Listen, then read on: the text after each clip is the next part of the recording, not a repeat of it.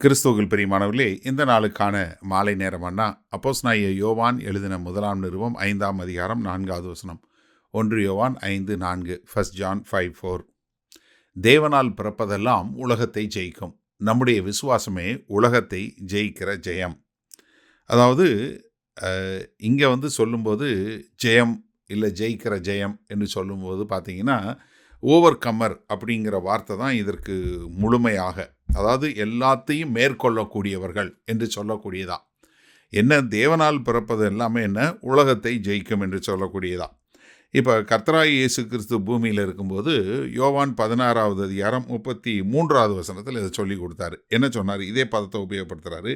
என்னிடத்தில் உங்களுக்கு சமாதானம் உண்டாயிருக்கும் பொருட்டு இவைகளை உங்களுக்கு சொன்னேன்.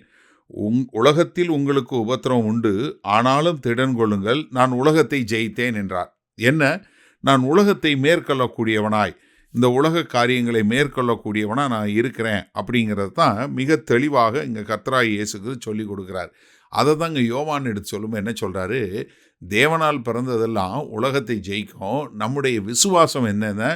உலகத்தை ஜெயிக்கிற ஜெயம். காரணம் என்ன? நம்ம தேவன் பேரில் வைத்திருக்கிற அன்பு, தேவன் நம் பேரில் வைத்திருக்கிற அன்பு.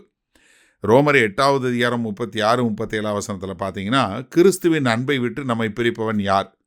உபத்திரவமோ, வியாகுலமோ, துன்பமோ, பசியோ, நிர்வாணமோ, நாசமோசமோ, பட்டயமோ, இவைகள் எல்லாவற்றிலேயும் நாம் நம்மில் அன்பு கூறுகிறவராலே முற்றும் ஜெயங்கொள்ளுகிறவர்களாய் இருக்கிறோமே.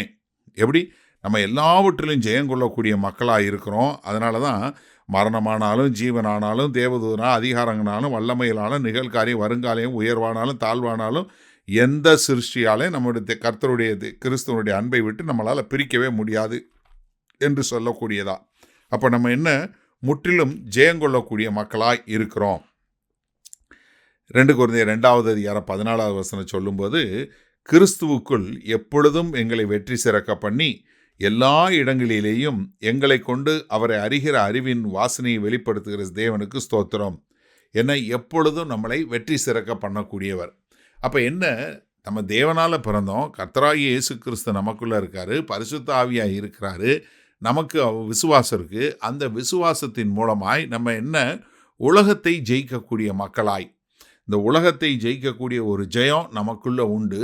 அதன் மூலமாய் என்ன காரணம்? கர்த்தராகிய இயேசு கிறிஸ்து நமக்குள்ளே இருக்கிறார். அப்போ நம்ம பரலோக வாழ்க்கை வாழுகிறோம்.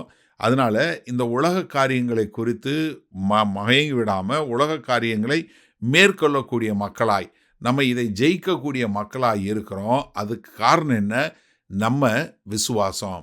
ஏன்னா நம்முடைய விசுவாசம்தான் இந்த உலகத்தை ஜெயிக்கும். நம்ம கர்த்தர் பேரில் விசுவாசம் வைத்திருக்கிறோம். கர்த்தர் சொல்லியிருக்கிறாரு, இதோ நான் உலகத்தை ஜெயித்தேன், நீங்களும் அதை ஜெயிப்பீங்க. அப்போ என்ன? கர்த்தராகிய இயேசு கிறிஸ்து மூலமாய் பிறந்ததுனால, நாம் தேவனுடைய பிள்ளைகளாய் பிறந்ததுனால உலகத்தை ஜெயிக்கக்கூடிய மக்களாக இருக்கிறோம்.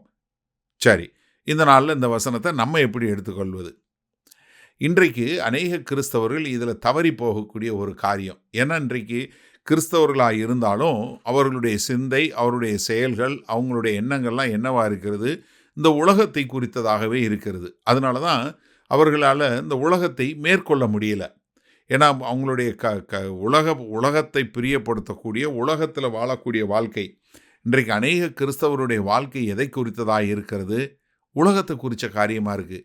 எப்படி நான் ஒரு பெரிய வீடு கட்டலாம், எப்படி நான் ஒரு கார் வாங்கலாம், இல்லை நான் எப்படி ஒரு வசதியாக இருக்கலாம், எப்படி நான் இன்னும் அதிகமாக பணம் சேர்க்கலாம், இப்படி உலக பிரகாரமான காரியங்களை குறித்ததாகவே இருக்கிறது. நம்ம நன்றாக தெரிந்து கொள்ள வேண்டும்.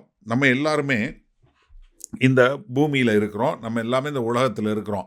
ஆனால் நம்ம இந்த உலகத்துக்கு அடுத்தவங்க இல்லை. நம்ம ஒரு ஆவிக்குரிய மக்கள். ஆனால் இந்த உலகத்தில் வாழும்போது இந்த உலகம் நம்முடைய சொந்தம் அல்ல. ஆனால் இந்த உலகத்தை காட்டிலும் நம்ம எங்கே பரலோக மக்களாக இருக்கிறோம். அதனால் இந்த உலக பிரகாரமான காரியங்களை காட்டிலும் நம்ம பரலோக சிந்தை உள்ளவர்களாக இருக்க வேண்டும். அப்போ இந்த பரலோக சிந்தை நம்ம இருந்து பரலோக காரியங்களை செய்யக்கூடியவங்களாக இருக்கணும்னா நம்ம என்ன பண்ணக்கூடாது? நம்முடைய முழு நேர ஆளுகை பூமிக்கு அடுத்ததாக இருக்கக்கூடாது. அதனால தான் கொலோசியர் 3வது அதிகாரத்தில் முதல் 2-3 வசனங்களில் பவுல் என்ன சொல்கிறாரு? நீங்கள் மரித்தீங்க, ஆனால் இப்போ உயிரோடு இருக்கிறீங்க.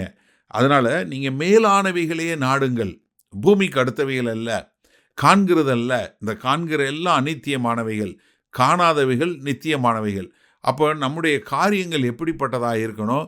பரலோகத்துக்கு அடுத்த காரியங்களாக இருக்கணும், மேலான காரியங்களாக இருக்க வேண்டும் என்பதை தான் கர்த்தராகிய இயேசு கிறிஸ்து நமக்கு சொல்லி கொடுத்தாரு. இங்கே அப்போஸ்தலனாகிய யோவான் நமக்கு மிக தெளிவாக என்ன சொல்கிறாரு? நீங்கள் தேவனால் பிறந்தீங்க, உங்கள் விசுவாசம் பெரிது, அந்த விசுவாசத்தை கொண்டு நீங்கள் அந்த உலகத்தை ஜெயிக்கிறவர்களாய், உலகத்தை மேற்கொள்ளுகிறவர்களாய் வாழுங்கள் என்று சொல்லக்கூடியதா. அப்போ எனக்கு அருமையானவர்கள், நம்ம அப்படி செய்வோமா? வல்ல பிதாவே, இந்த நாளிலும் இந்த செய்தியை கேட்டுக்கொண்டிருக்கிற எனக்கு அருமையான சகோதர சகோதரிகள் ஒவ்வொருவரும், ஆண்டவரே, இந்த உலகத்தை மேற்கொள்ளக்கூடிய மக்களாய், உம்மாலே பிறந்த பரிசுத்த ஆவியின் அபிஷேகம் பெற்ற ஒவ்வொருவரும் இந்த உலகத்தை ஜெயித்தவர்களாய், இந்த உலகத்தை மேற்கொண்டவர்களாய் வாழக்கூடிய ஒரு வாழ்க்கை வாழ எங்கள் தேவன் கிருபையும் இரக்கம் பாராட்ட வேண்டுமாய் இயேசு கிறிஸ்துவின் மூலம் ஜெபிக்கிறோம் வல்ல பிதாவே, ஆமேன். கர்த்தர் உங்களை ஆசீர்வதிப்பாராக. நாம் நாளை காலை தினசரி தியானத்தில் சந்திப்போம். Good night.